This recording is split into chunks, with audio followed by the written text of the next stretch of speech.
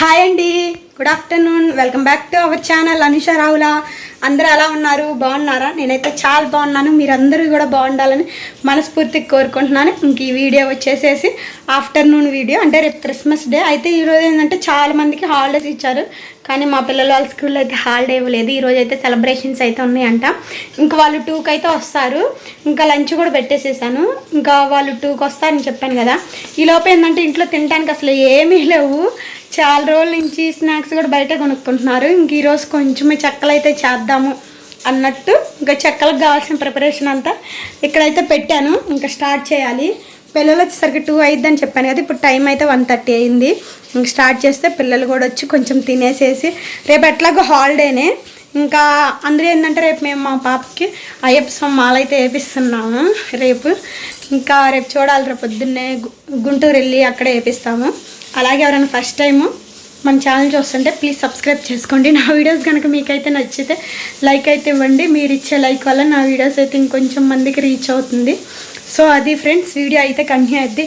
నేనైతే ప్రిపరేషన్ కోసం ఏంటంటే ముందే పచ్చనగపప్పుని సగ్గుబియ్యాన్ని నానబెట్టేసి వేసుకున్నాను. అలాగే వేడి నీళ్ళు, బియ్యం పిండి, అలాగే అల్లము, పచ్చిమిరకాయలు 2 కలిపి పేస్ట్ అయితే వేసేసాను. చాలా సింపుల్. మనం ఎలాంటి ఏంటంటే చేసుకొని పెట్టుకుంటే పిల్లలకి బయట కొనకుండా స్నాక్స్ ఇంట్లోనే చేసుకోవచ్చు, బాగుండిద్ది. మనం ఇంట్లో చేసి కొంచెం హెల్తీగా. ఇప్పుడు బయట ఏంటంటే అన్ని హెల్తీనే, ఏ కొన్న ఆఖరి కూరగాయలతో సహా. కానీ ఇలా చిన్న మనకు తెలిసినవన్నీ చేసుకోవచ్చు కదా అన్నట్టు నేను ఎక్కువ ఇంట్లోనే ప్రిపేర్ చేస్తాను. సో అది ఫ్రెండ్స్, మనం ఎన్నైతే చెక్కలు చేసుకోవాలనుకుంటున్నామో దానికి తగ్గట్టు బియ్య పిండి అయితే తీసుకోవాలి. నేను ఎంత వేసాను అనేది నాకైతే కరెక్ట్ క్వాంటిటీ అయితే తెలియదు. దాంట్లో ఏంటంటే కొంచెం పచ్చిమిరకాయలు, అలాగే అల్లము, జీలకర్ర 3 మిక్సీ పట్టేసేసుకొని ఆ పేస్ట్ వేస్తే చాలా బాగుండిద్ది. నేను ముందే నానబెట్టుకున్న పచ్చెనగపప్పు, అలాగే సగ్గుబియ్యం అవి కూడా వేసాను.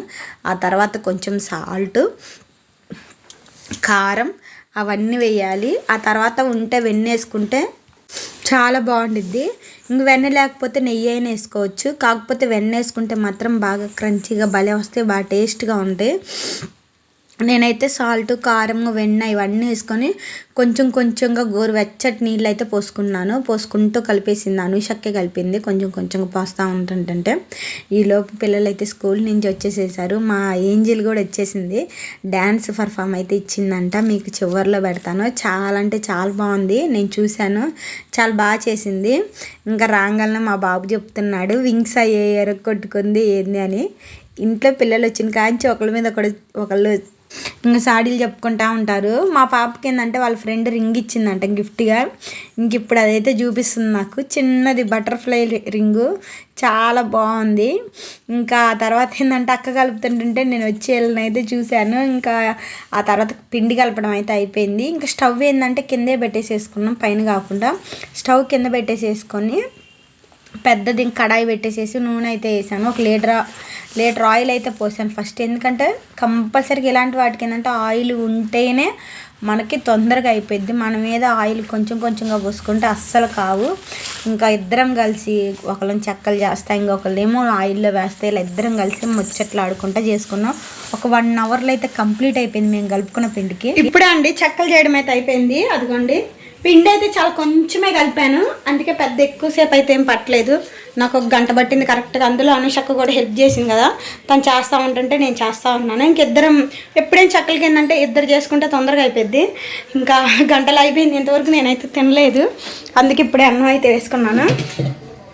అన్నం వేసుకొని ఈరోజు ఏంటంటే వంకాయ ఫ్రై, అలాగే క్యాప్సికమ్ ఫ్రై అయితే చేశాను. ఇంకా తినేసేయాలి. చెక్కలు మాత్రం చాలా బాగున్నాయి.